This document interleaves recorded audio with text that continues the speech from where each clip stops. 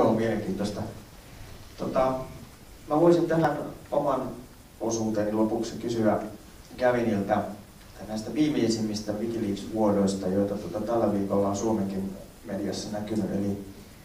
Eli tietoja tästä, kuinka tämä Yhdysvaltain lennokki-iskuoperaatio toimii ja kuinka niin kuin huonosti se vastaa tavallaan siihen, mistä sitä on niin perusteltu, eli tähän terrorismin vastaiseen torjuntaan. Ja tästähän on nyt juuri viimeisen viikon aikana julkaistu uutta tietoa nimenomaan tällaisen tietovuotajan kautta ja tämän WikiLeaks-yhteisön kautta.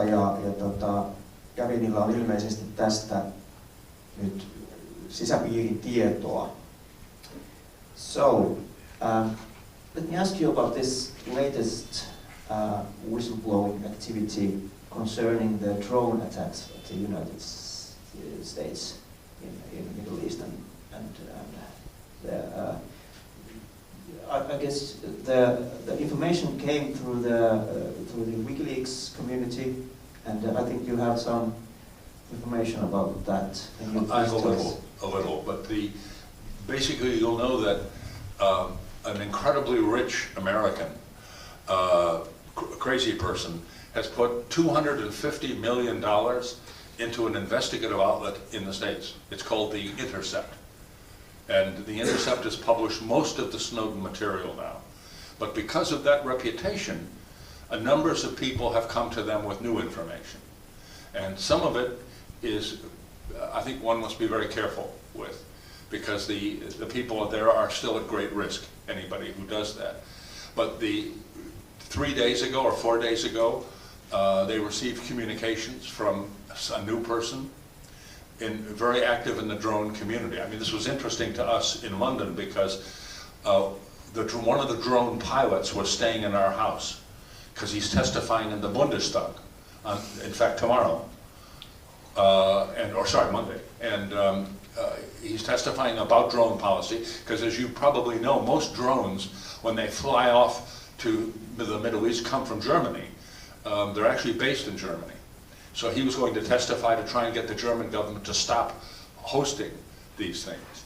And the pilot himself was a normal pilot, so I knew something of this before. But the information, I would say, completely is not from this guy, because he's been out for, I think, 2.5 years. It comes from somebody inside now. So one of the great things about WikiLeaks is that it's set in chain motion. A whole idea that any normal person, any regular person, can give information safely. And that's the principle of it that's so powerful and so important. Because some of the people who come up with information are mechanics and technical people. Some are senior officers, but they know it's safe. And so that's the key factor in determining what's happening. So with the drone thing, it's an operational officer inside the drone community. I don't want to identify where we think that is, but it's real, and we've known that would happen for some while. But there's other people inside the NSA who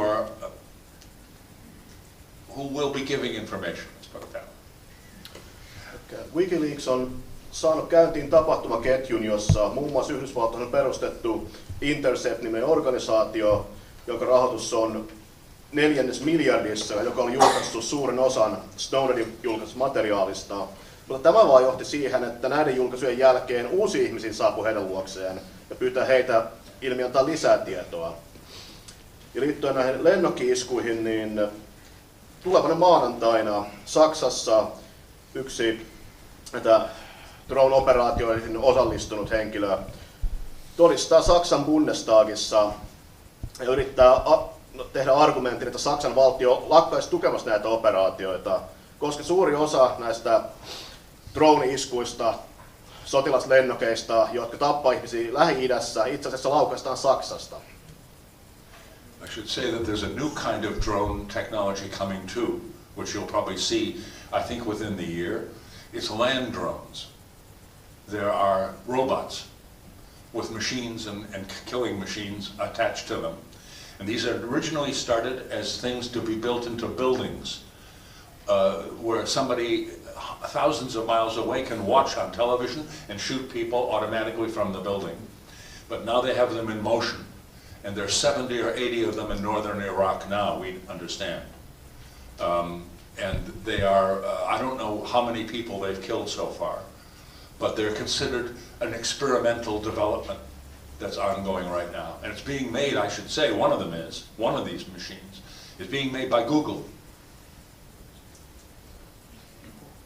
It's called the Boston Electric Company, and it's owned by Google. And these things are enormous. The robot that I've seen, you can see it on YouTube, I think, if you go for it.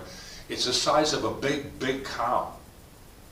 And it'll run 29 miles an hour. That's what, 35 kilometers an hour. So it runs very fast. And it makes a horrible noise. It means very loud. So it's very scary.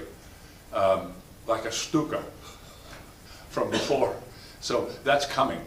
So those another will be soldiers, automated soldiers on the battlefield that can run very fast and shoot at the same time with enormous accuracy, and they'll be controlled thousands of miles away by the people. This is costing hundreds of billions of dollars to protect this system. So that's the next stage in the drone war. And how we found out about that was through a Mechanics Illustrated magazine in Chicago. Somebody had written an article about these robots because they thought it was technically interesting. But that's how we discovered that the government was actually doing that, and that's coming soon, I regret to say. Keskus on myös saanut ironista kyllä chicagolaisesta teknisestä lehdestä tietoa tästä drone-teknologian seuraavasta vaiheesta, jos sen sijaan, että nämä robotit olisivat puhtaasti taivaalla liitäviä lennokkeja.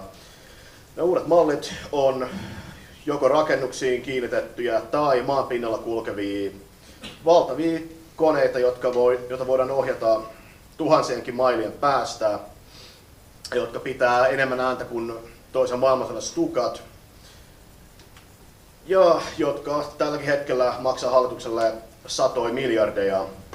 Ja ironista kyllä, yksi yhtiöistä, jotka on kehittämässä teknologiaa rakentamassa näitä, on Google. Eli se heidän sloganistaan Don't be evil. Yeah, exactly, yeah. Joo, tässä tuli aika hyvin esille yksi syy, minkä takia tutkiva journalismi ja sananvapaus on erittäin tärkeää. Sillä voidaan estää väärinkäytökset ja verilöylyt ja katastrofit ja jopa ehkä kokonaisia sotia. Et sen takia on erittäin tärkeää, että meillä on olemassa Gavinin kaltaisia henkilöitä, jotka on kokenut elämän tehtäväkseen tavallaan tällaisen tutkivan journalismin ja sananvapauden edistämisen. Ehkä vähän erityyppistä sananvapautta kuin mitä esimerkiksi Yleisradio nyt sillä käsittääkseni tarkoittaa. Mutta